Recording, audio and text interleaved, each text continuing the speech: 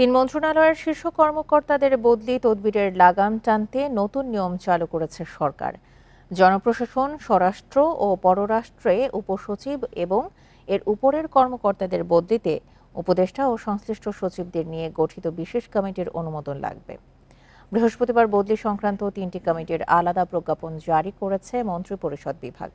এখন থেকে 3 ক্যাডারের কর্মকর্তাদের নিয়োগ বদলির আগে এসব কমিটির পরামর্শ নিতে হবে। এতদিন স্ব মন্ত্রণালয় কর্মকর্তাদের বদলি ও নিয়োগের বিষয়ে সিদ্ধান্ত নিত। সাধারণত মন্ত্রণালয়ের উপসচিব পর্যন্ত কর্মকর্তার বদলি সচিবরা করতে পারেন। অন্যদিকে যুগ্ম সচিব ও তদূর্ধ্ব কর্মকর্তাদের বদলি করতে হলে মন্ত্রীর অনুমোদন নিতে হবে।